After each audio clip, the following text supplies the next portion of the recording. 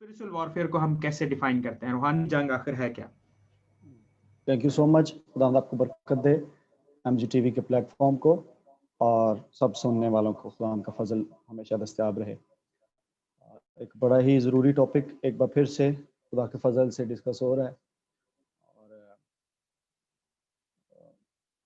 Obviously अगर सिर्फ warfare को डिस्कस करें तो वारफेयर फिजिकली या स्पिरिचुअली दोनों में फॉल कर जाएगी, लेकिन अगर टिपिकली हम स्पिरिचुअल वॉरफेयर की बात करते हैं तो ये स्पिरिट रैम में ही एड्रेस करनी पड़ती है। और मैं ये बिलीव करता हूँ कि यीशु मसीह ने बोला कि चोर नहीं आता चुराने, यूहन्ना की इंजील 10वें बाब की 10वें आयत, और चोर नहीं आता चुराने, मार डालने और हलाक करने को। देयर आर सम पीपल, आप अपनी सराउंडिंग में देखें कि जिन्होंने अभी यीशु मसीह को कबूल भी नहीं किया होता, स्टिल वो उस वॉरफेयर का जिसका भाई साबिर जिक्र कर रहे थे अभी कि इंसानों के खिलाफ जो एक्टिव है, चाहे वो रूह के आलम में कोई वजूद रखते हैं या नहीं रखते, वो वॉरफेयर का शिकार हो जाते हैं इग्नोरेंस की वजह से। अननोइंगली उन्हें पता ही नहीं होता कि हम किसी अटैक के अंडर हैं और वो खत्म हो जाते हैं, फना हो जाते हैं। When it comes to a spirit being, मतलब अगर न्यू बॉर्न की बात कर दें, कलीसिया की बात कर दें, बिलीवर की बात कर दें, तो फिर वहां पर बात आ जाती है कि यहाँ पर जो पॉल लिखते हैं कि इसलिए कि हमारी लड़ाई के हथियार, so it is very clear कि ये खुदा की लड़ाई नहीं है। So we need to understand कि ये खुदा की लड़ाई नहीं है। Never ever people invite God, they are shouting, they are crying for 20 years, for 30 years I have facing some people like this। मैंने लोगों को डील किया, बड़े बड़े दवाइया लोग, but the prayers are wrong, they are not willing to fight back, they are not willing to resist the enemy on their behalf। वो खुदा पर डालने की कोशिश करते हैं, लेकिन पॉल लिखते हैं कि इसलिए हमारी लड़ाई के, सो वेरी क्लियर कि ये खुदा की लड़ाई नहीं है।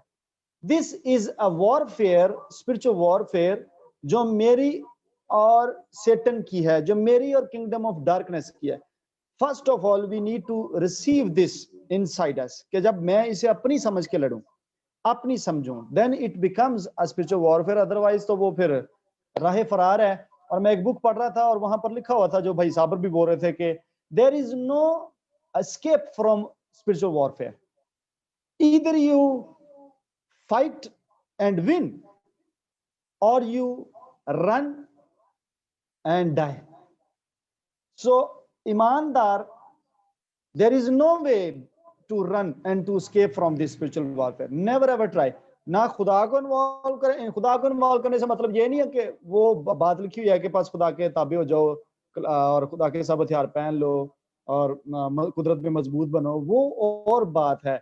लेकिन जब आप अपनी फाइट को खुदा पर डालते हैं, खुदावंद उतरते मेरी मदद कर, the Holy Spirit, the greatest power is inside you. यूहन्ना लिखता है कि the greater is he who is in me, जो मुझ में है वो उससे बड़ा है। सो आपको ये खुद से लड़नी है। हमारी लड़ाई के हथियार जिस्मानी नहीं। सो मतलब ये हुआ कि रूहानी जंग वो जंग है जो जिस्मानी लोग नहीं लड़ सकते। Never ever. आपको नए सिरे से पैदा हुआ होना जरूरी है। फाइट बैक करने वाला शख्स वही होगा जो रूह में होगा।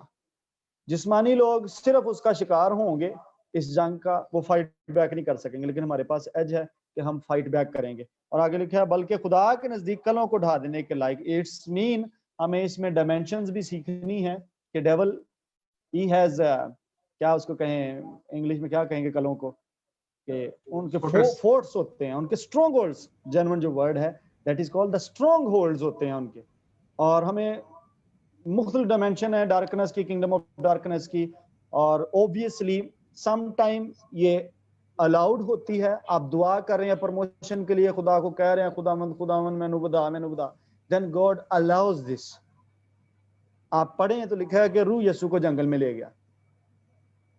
आपकी एक्टिवेशन से पहले भी ऐसा होता है मिनिस्ट्री के अंदर, आपकी रिकग्निशन से पहले भी ऐसा होता है, आपकी दुआओं के वसीला से भी ऐसा होता है। और याद रखिए, दुआएं और रोजे इस बात का श्योरिटी नहीं है कि आपकी वारफेयर खत्म हो जाएगी, but you will attract more spiritual warfare because of क्या आप उसको क्रॉस कर रहे हैं, रैम को ऊपर जाने की कोशिश कर रहे हैं। तो आप पर खुदा की तरफ से भी इसकी अलाउ किया जा सकता है। जैसे अयूब को पढ़ें, जैसे आप मत्ती की इंजील में नहीं, लूका की इंजील में लिखा हुआ गालबन 22वें बाब में, जब पतरस को यीशु ने बोला कि शैतान ने तुमको मांग लिया, तुमको और इनको सबको, ताकि वो गेहूं की तरह फटके। सो ऐसा हो सकता है कि आपकी प्रमोशन के लिए खुदा अलाउ कर दे, ऐसा हो सकता है कि सैटन आपको खुद से आपको किल करने के लिए आया हो। सो स्पिरिचुअल वॉरफेयर स्पिरिचुअल लोगों की है, और श्योरली इन बिटवीन ये किंगडम ऑफ डार्कनेस और किंगडम ऑफ लाइट है।